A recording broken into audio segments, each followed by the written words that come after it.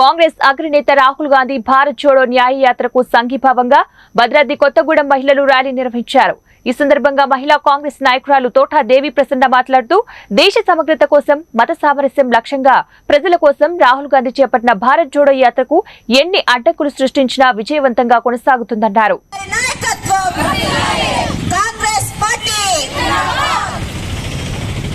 దేశంలో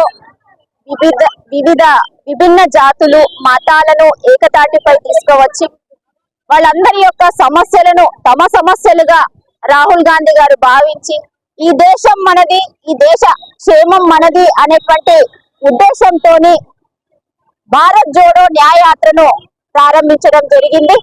మరి ఈ దేశంలో పేటరేగిపోతున్నటువంటి అరాచకాలు, అక్రమాలు, బీజేపీ మత విద్వేషాలను రెచ్చగొడతా ఉన్నది। జోడో యాత్ర ద్వారా ప్రజల్లో విశేషమైనటువంటి స్పందన వస్తే బీజేపీ గుండాయుధం చేసి ప్రత్యక్ష దాడులకు దిగుతే కూడా మరి ఎక్కడా కూడా తొనకక వెనకక భయం లేకుండా కాంగ్రెస్ శ్రేణులు ఒక పక్క, రాహుల్ గాంధీ విజయుడై అజయుడై జోడో భారత్ జోడో న్యాయయాత్రను కొనసాగిస్తున్నారు। మరి ఆయన ఈ దేశం కోసం, ఈ దేశ ప్రజల సంక్షేమం కోసం చేపట్టేటువంటి ఈ యాత్రకు మరి మేము కూడా మహిళా కాంగ్రెస్ గా మేము సైతం అంటూ భద్రాద్రి కొత్తగూడెం జిల్లా నుంచి మహిళా కాంగ్రెస్ అంతా కూడా సంఘీభావం తెలియజేస్తున్నాం। ఈ రోజు మేమే కాదు, ఈ దేశంలో పుట్టినటువంటి ప్రతి పౌరుడు కూడా ముందుకు రావాలి।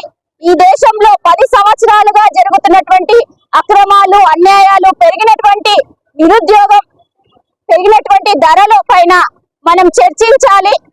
ప్రతి పౌరుడు కూడా గతంలో కాంగ్రెస్ పార్టీ ఏం చేసింది, ఇప్పుడు బీజేపీ చేస్తున్నటువంటి అరాచకం ఏంటి, ప్రభుత్వ సమస్యలన్నిటినీ కూడా మరి కార్పొరేట్ శక్తులకు దత్తత చేస్తా ఉంటే మరి ఇక్కడ ఉన్నటువంటి నిరుపేదలు కానివ్వండి, మధ్యతరగతి పేద ప్రజలు కానివ్వండి ఎలా బతకాలి అనేటువంటి అన్నిటిలో కూడా చైతన్యం ప్రజల్లో రావాలి అనేది రాహుల్ గాంధీ గారి ఉద్దేశం। కాబట్టి మేధావులు, చదువుకున్నటువంటి వాళ్ళు అందరూ కూడా ఒకసారి ఆలోచించి సామాజిక స్పృహ ఉన్నటువంటి ప్రతి ఒక్కరు కూడా మనసు పెట్టి ఆలోచిస్తే